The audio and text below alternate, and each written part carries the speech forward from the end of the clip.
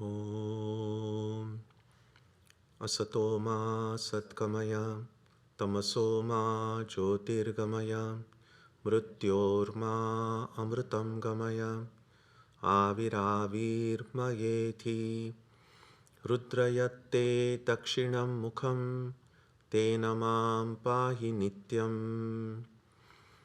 May the Divine lead us from the unreal to the real, from darkness to light, from death to immortality. With the Divine consciousness, fill our hearts and protect us. So we'll resume our study. Just to quickly revise what we saw earlier. The 5th chapter begins with Arjuna's question. O Krishna, you recommend the giving up of karma and again also doing karma. Please tell me clearly which of these two is better. And Krishna replies, both giving up karma and doing karma as yoga lead to freedom. Of the two, doing karma as yoga is superior to giving up karma. And then he says, recognize the one who neither hates nor desires as a forever renunciant. Free from the pairs of opposites, such a person is easily freed from bondage. So, to quickly recap the essential contradiction that is being addressed here in the Gita, there are these two things: doing karma, doing work, which we all do, and there is the state of going beyond work.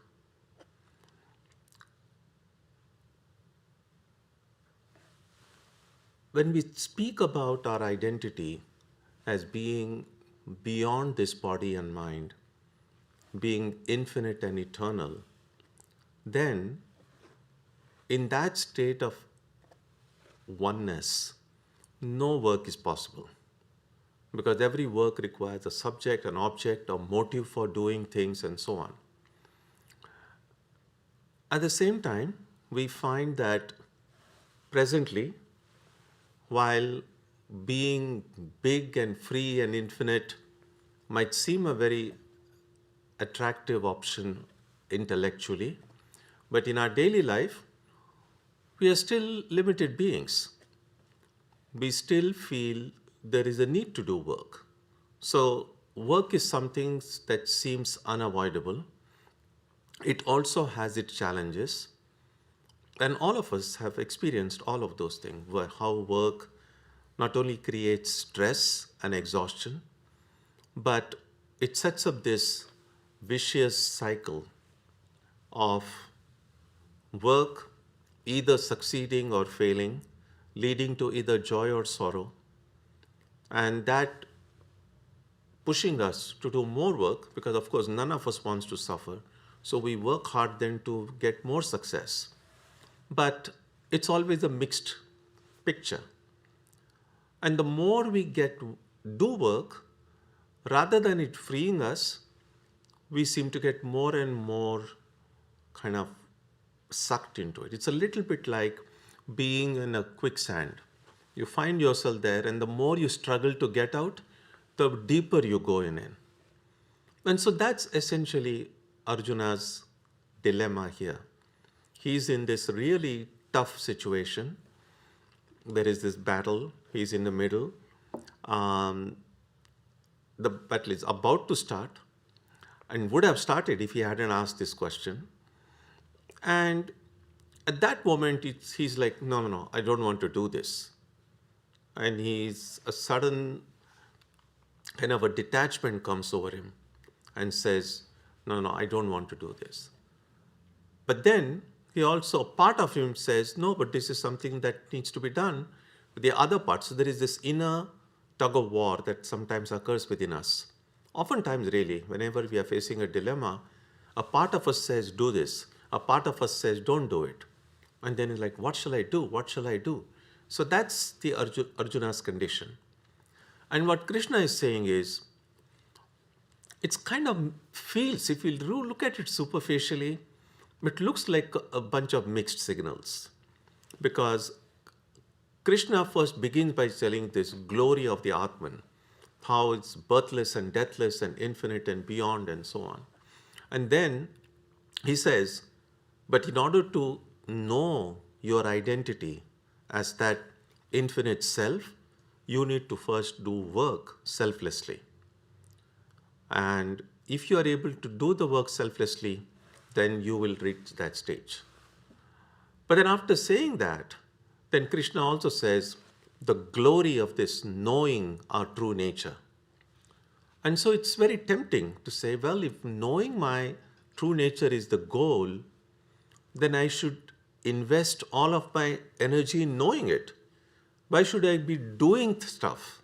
Because the more I do things, we can't be, it's like, we know that when we are engaged in some activity, then there are a lot of things, if you want to focus on that activity, you can't be then thinking of something else. And so it's like, if I have to remember that I am the eternal being, then if that's important, then I can't do this thing. So I don't want to do it. And then Krishna says, no, but you must do it. So that's a sin dilemma. And that's the kind of a dilemma any Vedanta student can have. And so Krishna here says that giving up karma is essentially, in just the previous verse, he says, if we can eliminate hatred from our heart, if we can eliminate desire for perishable things from my heart, then I've already kind of reached that stage when even if I'm doing something, I'm not really doing it. And that is going to be explained further in the verses that we will see today. So let's look at verse 4. Sankhya Yoga Prithak Balaha Pravadanti na Panditaha Ekamapya Sthitas Samyak Ubhayor Vindate Phalam. Children, not the wise, speak of knowledge and selfless karma as distinct. The person who practices one gains the fruits of both. So, doing work or seeking after knowledge, he says, as long as we see these two as two different things, then we are talking like little children. And sometimes children do speak some really good words of wisdom, but oftentimes children, as we were all once upon a time, might say things which may not make sense, which may not be very logical, may not be very nuanced. And so Krishna is saying, if you think of knowledge and doing work as two distinct things, then you are still a child. Because the person, they are not really two different things. The person who practices one gains the other. In other words, the result of both of these things, doing work selflessly in the spirit of karma yoga and seeking after knowledge, are not two different things because they both lead to the same goal. Both give that moksha, that spiritual freedom. So because their ultimate goal is same, the ultimate result is same, they're not really as different as you think they are. That's Krishna's saying when he says, the person who practices one gains the fruits of both. Verse 5. Yat sankhya prapyate sthanam tad yogairapi gamyate ekam sankyam cha yogancha yapashyati sapashyati. The ideal reached by the practitioners of Jnana Yoga is also reached by the practitioners of Karma Yoga. One who sees Jnana Yoga and Karma Yoga as one alone sees. So, there is an advantage in thinking of these yogas as popular it has become now, that about 4 yogas. But it's important also to understand that these yogas are not defined by the practices we do. Because sometimes it's a kind of a simplistic way of thinking. Oh, karma yoga means then you study and then you analyze the texts. Bhakti yoga means you sing and have devotional practices. Karma yoga means just go work, work, work. The yogas are not defined by what's done. They are defined by which faculty of the mind is dominant in carrying out one's spiritual practices. The practices themselves are common for all, no matter which path we follow in life, in our spiritual life. Everyone needs discernment. Everyone needs detachment from everything that is weakening, everything that takes us away from the ideal. Everyone needs a focus towards the higher ideal, higher goal. All of these things are common, and that's what spiritual life is. But how we practice these things will be colored by whichever is the dominant trait of our mind. And as we have seen on earlier occasions, there are basically three primary faculties or powers of the mind: the power to feel, the power to think, and the power to strive. So the power to think, the power to reason things out, that is one. That's the reasoning faculty, the cognitive function of the mind. Then there is the power to feel, which employs the power of emotions and feelings. And that is the affective function of the mind. And then there is the power to strive. That is the power of the willpower. Now we need all of these three powers. And since we are human beings and we have human minds are minds. Even a dog has a mind. So there is no like a dog mind separate from a human mind. It's a little, think about it in terms of sometimes some of the software we download, some will be just when you download the software, sometimes there is a free version or just a kind of a regular version, and then there is a pro version which has many extra features. Then of course if you do some in-app payment or something and then you pay a little bit more, then this higher features are unlocked. So when you download the app, all those features are already present, but only what you have paid for, only that will be unlocked. That's kind of a rather crude example, but a mind is a mind. That's it. Now, when that mind occupies a human body, then those faculties of the mind which can manifest or which can be acted upon through a human body, only those aspects get unlocked. Because the mind doesn't change life after life. The body changes. The body, that's what death is. The body becomes non-functional. But the mind which is inside then goes and occupies a different body. So the mind that we have now, so that's why I'm going through all this, because I just said a dog's mind and a human mind. They're not really different. Just the different features are unlocked depending on the body we occupy. So, I forgot what was the main thing I was just saying. Sometimes you take a detour like this. What was I saying? Anyone? Yes, thank you.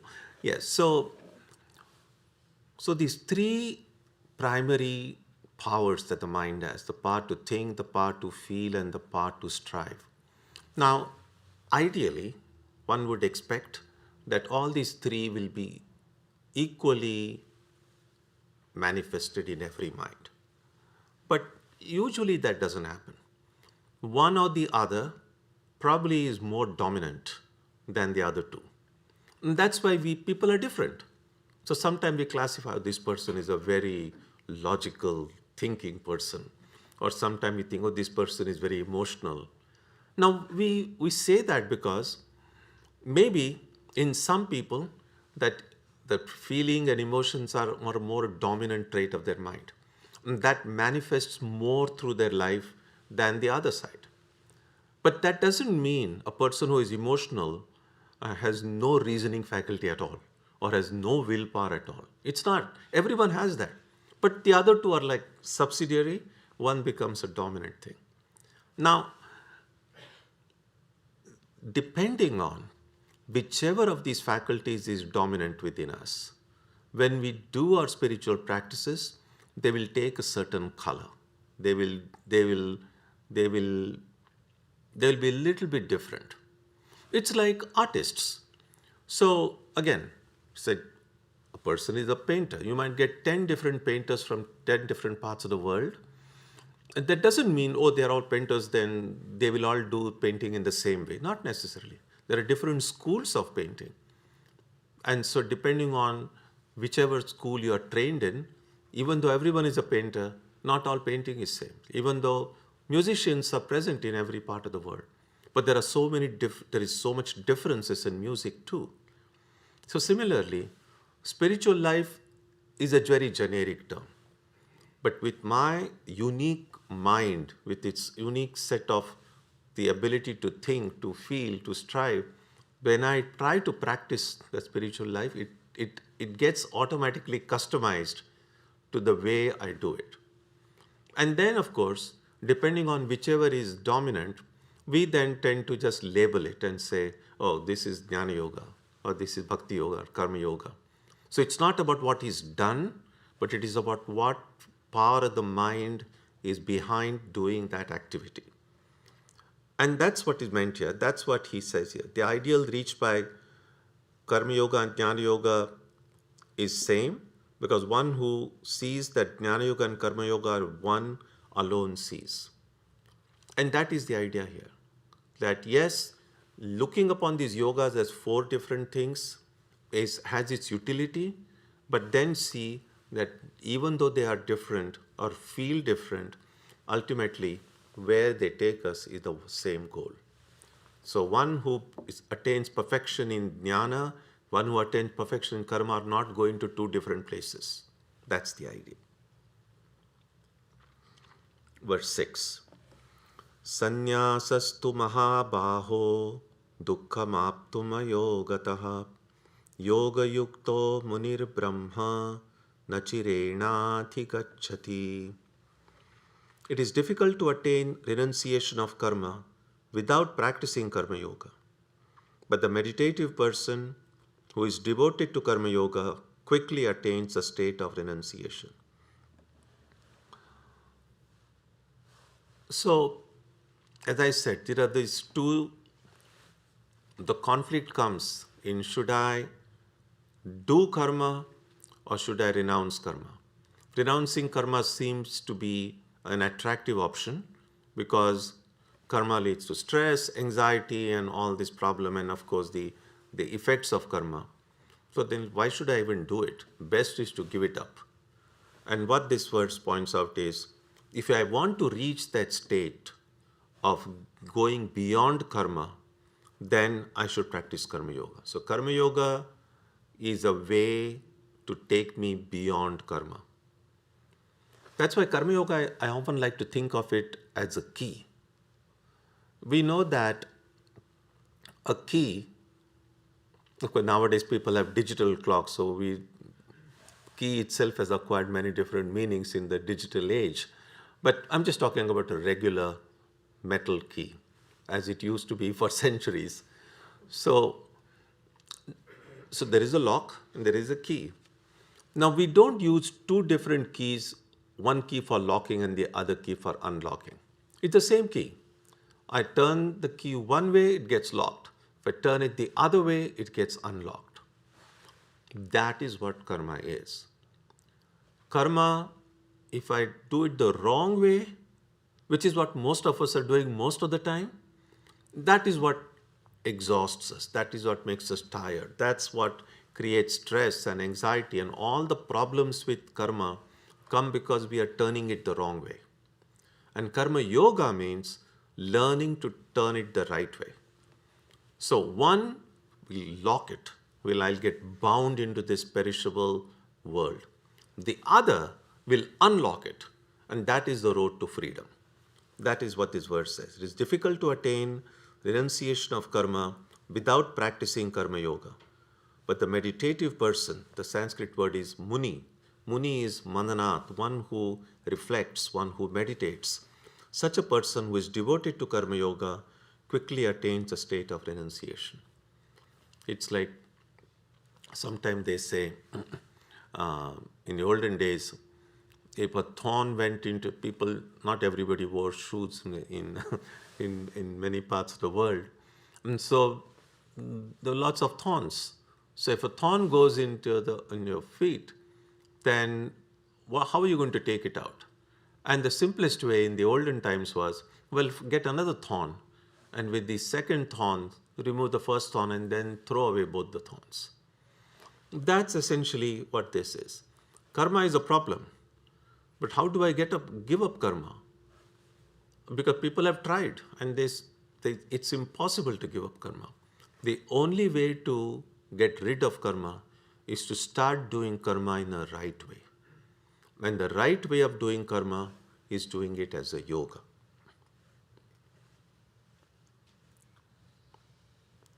Verse 7. Yoga yukto vishuddhatma vijitatma jitendriyaha sarva bhutatma bhutatma kurvannapi na lipyate.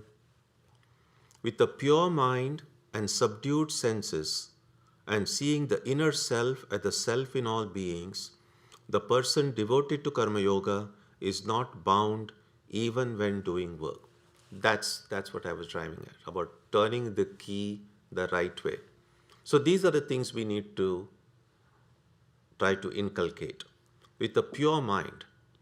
So what is it that makes the mind impure?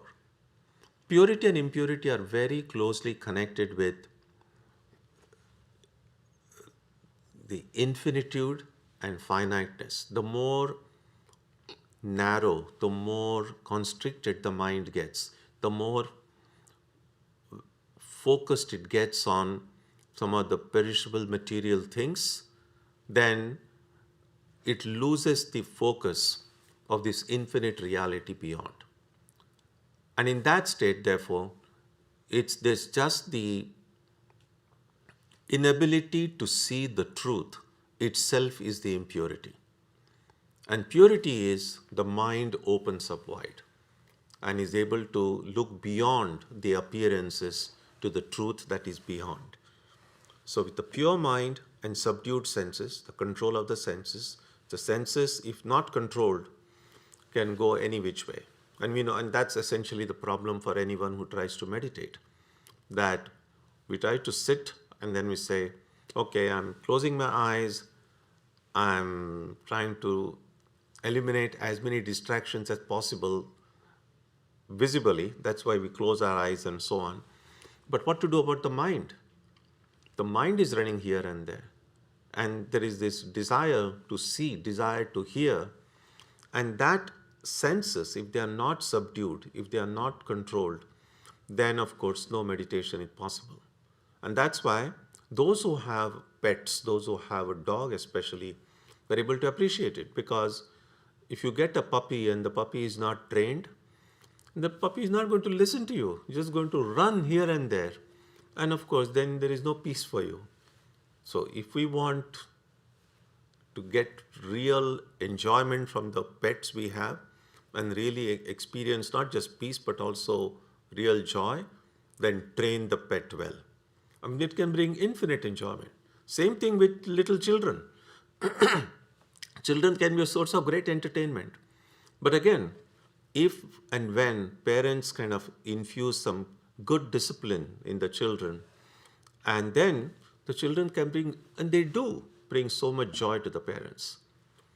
The mind should be treated like a puppy or a child. If we train it well, it can bring immense joy, immense peace. Not trained well, at least a pet or a puppy, well, if you eventually you can get another puppy. The mind, there's nothing you can do about it. It's not like, oh, this mind is giving a lot of trouble. I'll just better go and get another mind. I wish it were that easy. And since we are kind of stuck with the mind we have, everything else is replaceable. Nowadays, people are replacing organs. You can just, if this, you can transplant kidney, you can transplant a lot, not everything yet, but many of the organs can be transplanted. Cannot transplant a mind. In fact, some research is still kind of bordering on the ethical, because there are a lot of questions about, can we transplant a brain? And of course we cannot right now, but what if someday brain transplant were possible? And no one really knows what that means. So if somebody else's brain goes into here, who am I? Am I me, or am I whoever's brain it is? Lots of these kind of questions will come. But mind, unfortunately, modern medicine hasn't yet reached a state to be able to see a mind and then take it out. And so we are just stuck with it. So if we are stuck with something, then we say, well, I better make peace with it. And if I'm stuck with it, I better make that thing my friend, because I don't want an enemy living under the same roof.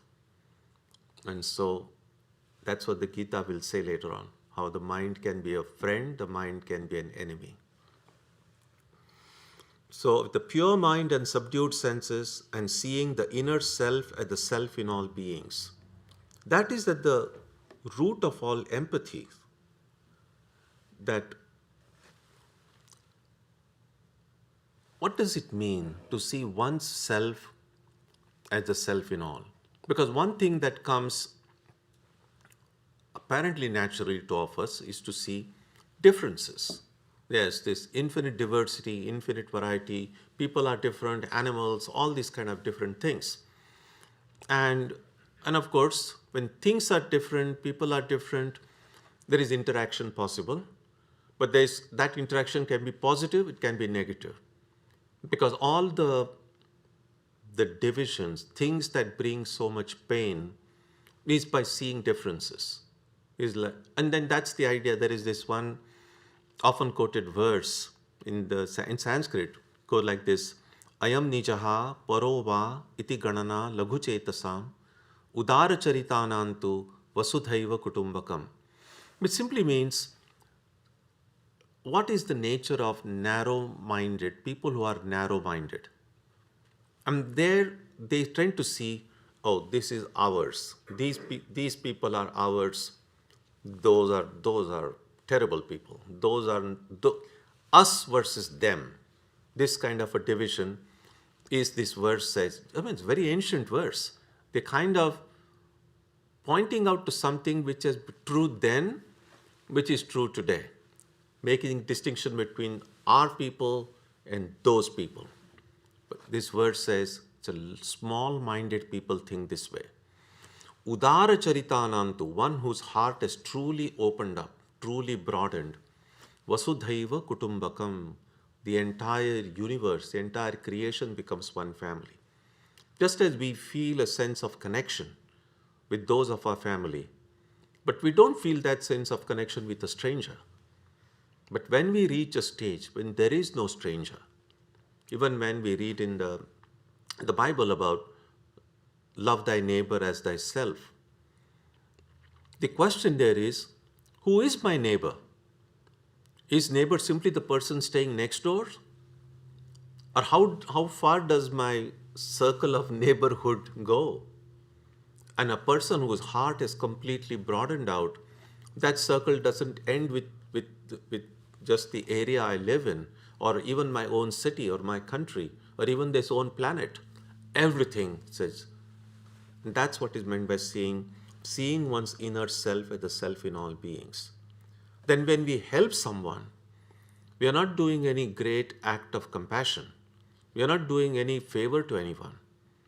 If I feed the hungry, there's no need for me to feel, oh, how wonderful I am such a charitable person.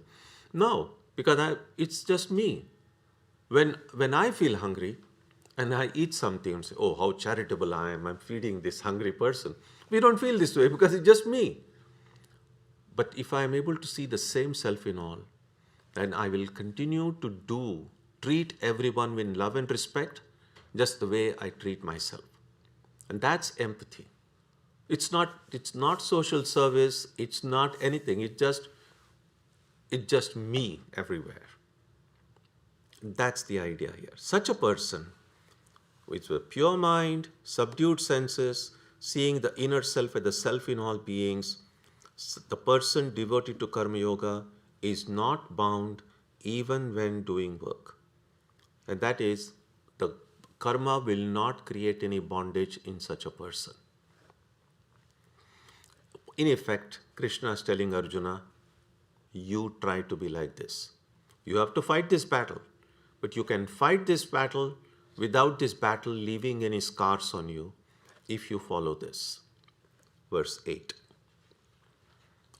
How is it that while doing something we are still not doing it? It's a very beautiful verse here. It goes like this.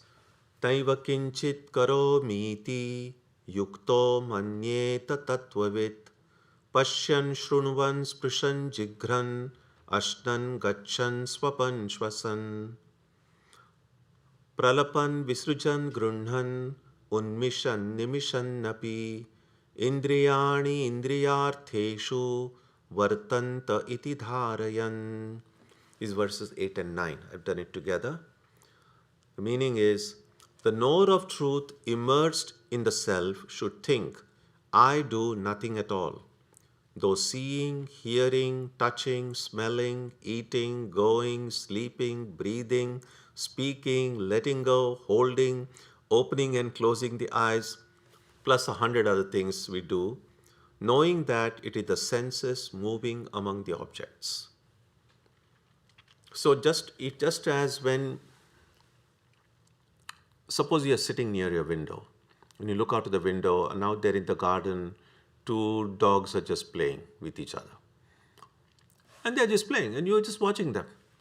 When you're watching these two dogs playing, you don't feel I'm playing, you just feel, oh, those two dogs are playing. I'm just observing it. That we are able to understand. Or when you go to watch a game at Fenway Park, you're watching it, you're sitting there, you know you are not playing, but you're watching the game. But if I'm doing something like, if I lift this up, I don't think I'm watching someone lifting this up. I feel I'm the one who is lifting. And what this verse points out is, every action each of us does is not different from just looking out of the window and watching things happening. I feel I am lifting this because at least this I know is not me. But I feel I am lifting it because these hands are lifting it, and I feel these hands are not just mine. We don't even say, oh, I'm seeing these hands. This mind is seeing these hands doing it. But essentially that is what it is happening. Can I identify with just the witness without this sense of ownership that I give? That the idea that this is me, this is my hand, I'm seeing it, these are my eyes, that's the problem. Essentially saying, yes, if there are eyes and if there is an object, eyes will see it. If somebody else sees it, I don't think I'm seeing it. So I feel because this is mine and everything is me, I feel I'm doing it. And that's the problem. So the idea is, the more if I'm able to cultivate this attitude of a witness, that can I just be a witness? Now, being a witness is not easy. I mean, one would say, well, I'm looking at the world and other than what I'm doing, I'm witness of everything. No, I'm not. Even reacting, responding to what is happening, I'm not just a witness. I'm already participating through my reaction. And so being a witness, well, it sounds like a great idea, very difficult. In some extent, we can say if there were a camera here next to me, the camera is a witness, a real witness, because the camera doesn't react to whatever the camera sees. But you and I, when we see, I mean, eyes are kind of a camera really, but this is a living camera, if you like. So we just don't see things. We react, and sometimes in very subtle ways. So if I look at this, look at the chair, for instance, and then it's an object, but if I just saw without reacting,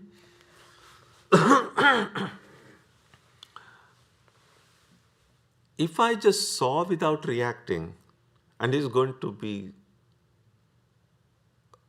a rather shocking statement, if I just saw and did not react, I will see the divine being. I will see God there.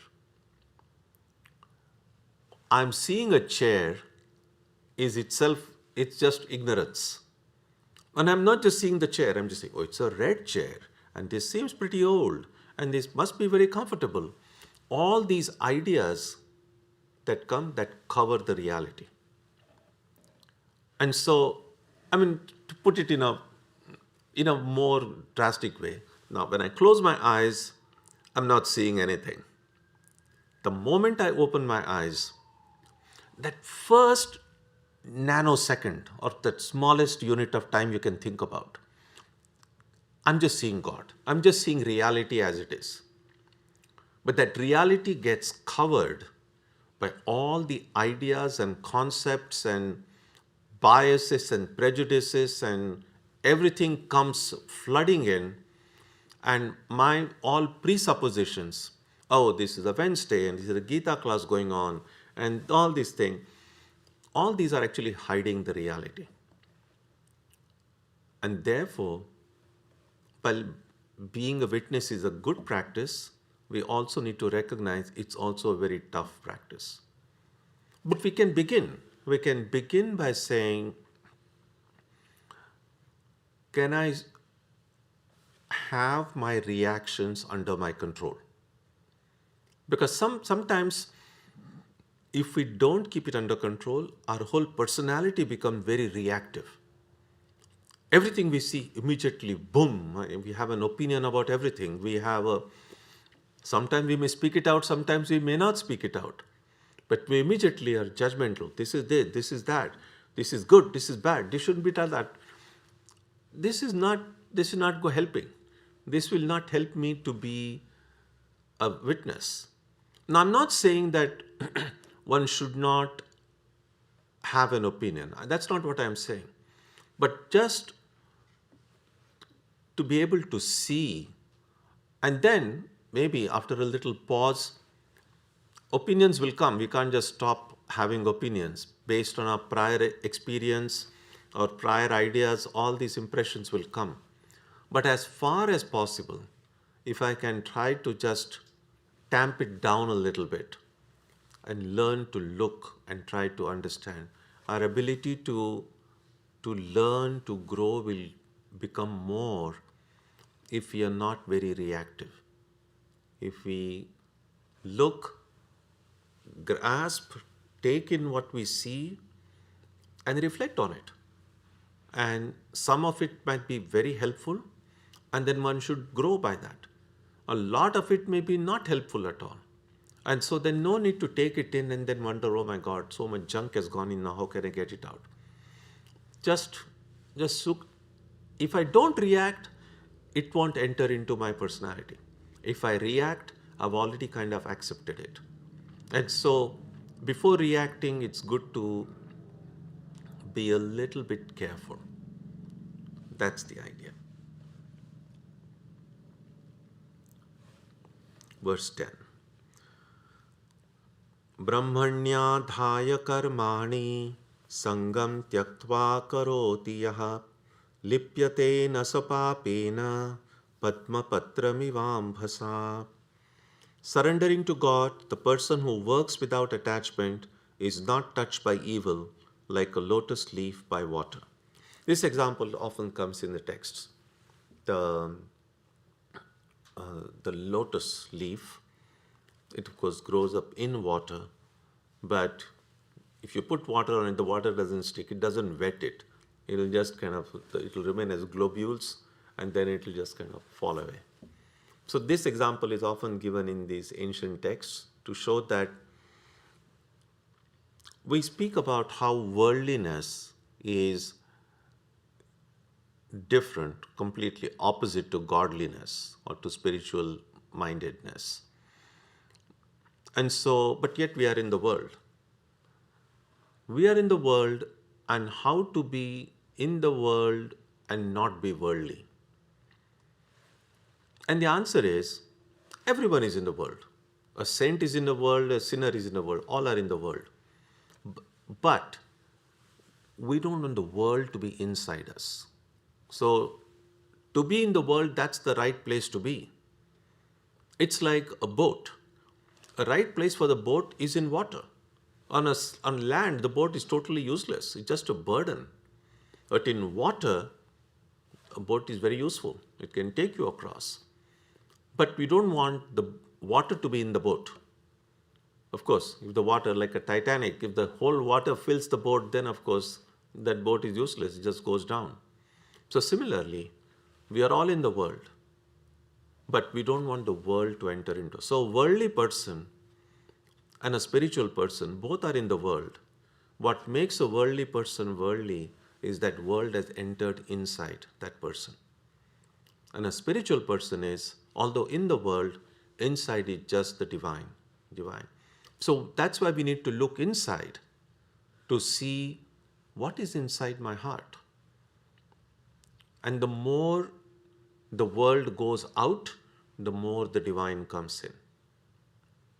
And that's essentially the purpose of the practices such as prayer, worship, meditation, is to look within, see what things need to be kept, what things need to be got rid of. And more we kind of, it's like when a VIP guest is expected, then you want to kind of clean the inside of your home because a special person is coming. So if I want God to be dwelling in my heart, I need to look inside and say, let me clear up all the trash from inside. Then the divine will come and take the place. So we will stop here today. If you have any ideas, thoughts, comments. Hari Om Swamiji. Swamiji, as children learn, they're taught concepts, they develop biases, and as you said, these make it harder to see the true reality. Is there an alternative path for children so they develop without accumulating baggage that will make seeking the true reality eventually harder? I think depending on the age group the children belong to, I think it's good to, from a young age, to try to not have very strong likes or very strong dislikes. There's always going to be things we like, there are certain things we don't like, and that's kind of just human way of responding. So I think just this kind of likes and dislikes in themselves are not so much a problem, but an extreme dislike of something or extremely being attached or being liking something, those are the ones which actually are more troublesome. And so it's not, we don't have to say don't like anything or don't dislike anything, which is rather too tall an order and not even possible. But say that, yes, there are things which are good, there are things which are not good, but not have too strong feelings about anything. Because those are the ones which create a reaction inside, I think. Yeah.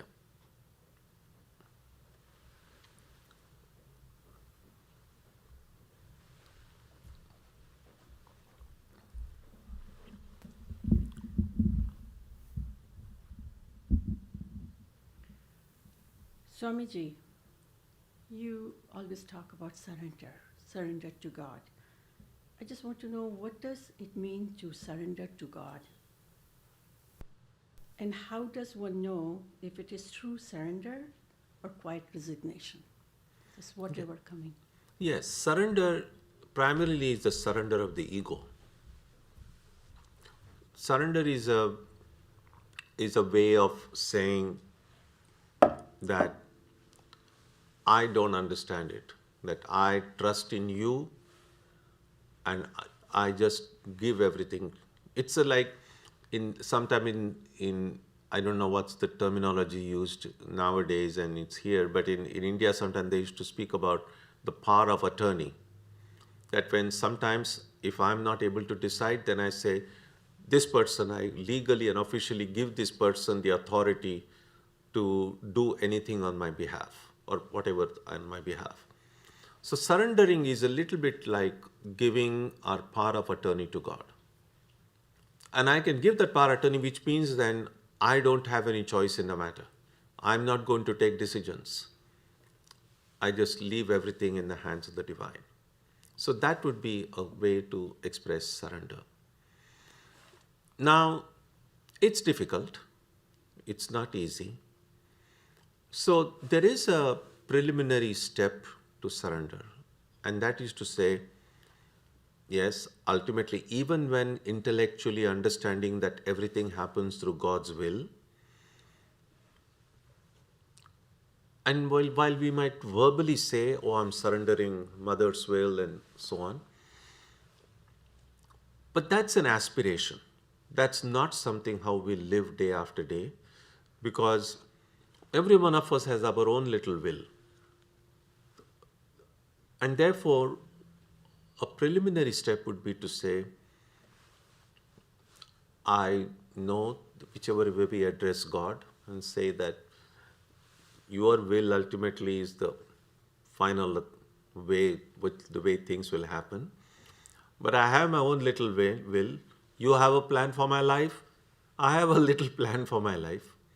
Ultimately, God's plan only will work out. But we don't know what the plan is. And so, one prayer of the devotee would be that I'm making plan for my life. Let my plan be as close to your plan as possible. Because ultimately that plan which we don't know is the final plan.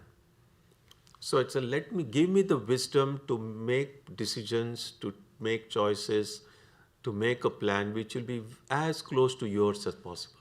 So we kind of acknowledge our present ego, but just hope that this ego is in harmony with whatever God's plan is. And ultimately, the more and more then life teaches us that no matter I may want this or I may not want that, ultimately things just happen. And either I appropriate them as saying this is my wish or somebody else's wish. Ultimately, it's just the divine wish. So when that is recognized not simply intellectually, but deep inside the heart, we know that everything happened through God's will. And then, actually, that's a very wonderful state. No matter what happens then, we just say, that's the will of God. And it's like this. If I go to a doctor whose judgment I completely trust, and you say there is a surgery or whatever other rather invasive treatment, if I trust that doctor, then even if during that treatment I'm experiencing pain or something, I'm not going to say, what are you going to do? That means lack of trust. But if I trust that doctor, then I say, yes, it is painful, yes, but I know that this doctor means well, that this is really for my own good.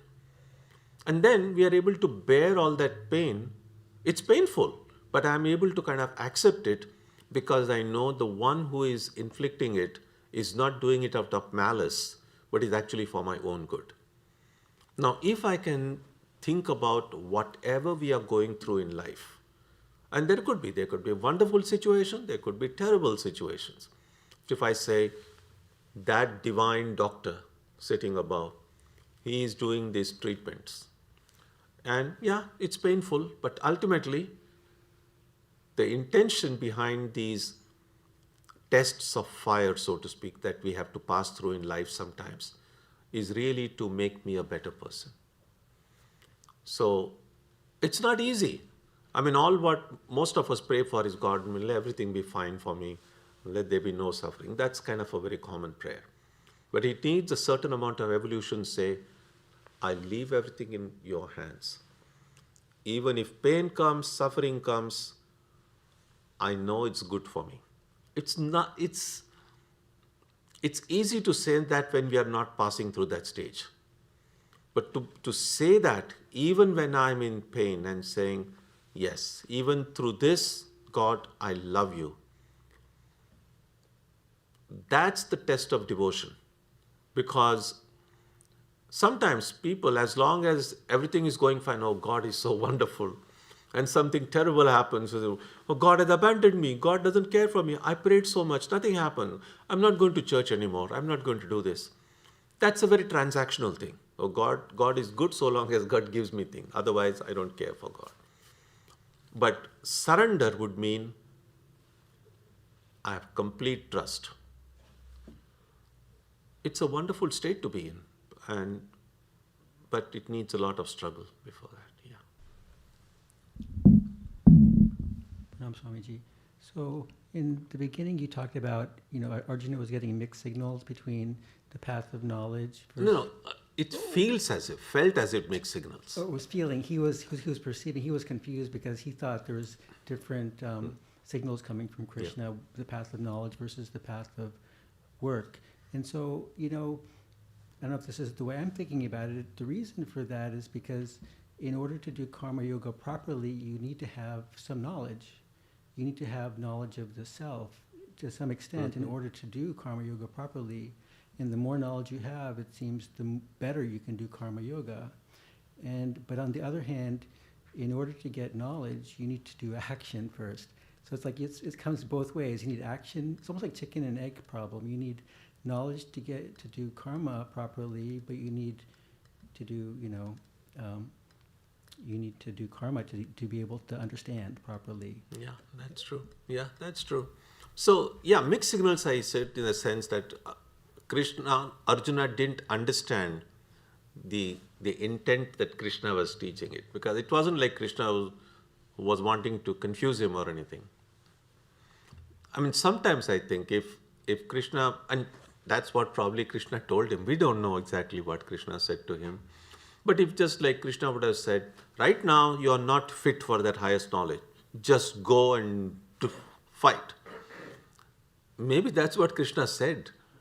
And then after saying that, he just, the wisdom that was imparted by him in those few words is now put into these 700 verses. Because for the greatest of these teachers, for instance, now I'm like going on speaking for now almost 45 minutes, an hour, and we just do some 3 or 4 verses. And that's the hallmark of an ordinary teacher. But Krishna, he could just speak a sentence or two, and then to see the immense wisdom he imparted in those 2 sentences, if you try to put it into words, it becomes 700 verses. And so that's what an avatar can do. Yes, Isha.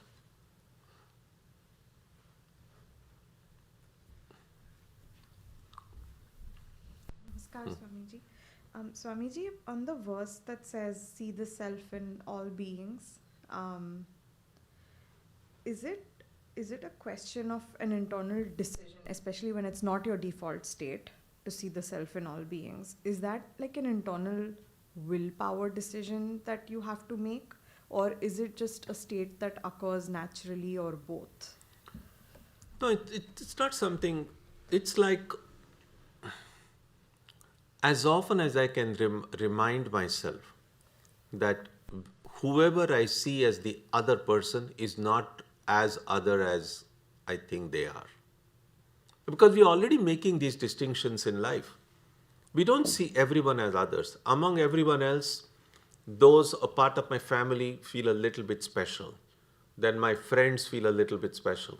Strangers belong to a different category. So we are already making these distinctions among the people in our lives.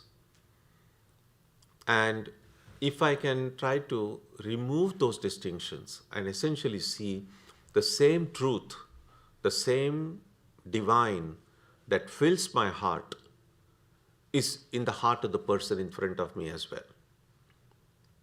And then these seeming differences will go away. All these fights and quarrels and higher and lower and superior and inferior and all those distinctions we make will go away when we see that inside is the same divine being. Because, and for that, for me to be able to see that, first I must be able to I must have this awareness of the divine in my own heart. So I cannot see God in others until I'm able to see at least a little bit of the divine in my own within. And then, of course, to say, well, I have no doubt that God dwells in my heart. And then it would be so funny to say, but God dwells only in my heart, nobody else's heart. We wouldn't say that. So our inability to see God in other people is a reflection of my inability to see God in myself. And so the more we work in looking for the divine inside, then we look out. And then it becomes a little bit easier after that. Yeah. Divya? Yeah.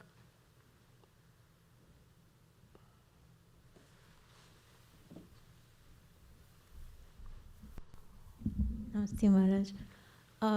My question is about superimposition and name and form and how it relates to language. It seems to me that, like, I don't know if this is useful, but it's like we're attached to nouns and verbs and adjectives. And you still, even if you're doing karma, you have to know that you're doing that verb. And I think Anisha asked a similar question, which is you have to know that you're doing something in order to realize that you're not doing that whatever activity, because you have to name it, so it seems. That's true. The first knowledge we should have is the knowledge of our ignorance. Because first I must know I'm ignorant before striving for knowledge. So the first knowledge should be knowledge of our own ignorance. Yeah. Yeah, in that sense, knowledge is at the heart of everything. Yeah. Once one young devotee who used to go to Sri Ramakrishna says, oh, love for God is the only thing. I don't care for knowledge, I don't care, just love for God. And then Ramakrishna, I think, definitely must saw something in him. And so Ramakrishna said, no, you also need knowledge to know whom you should love.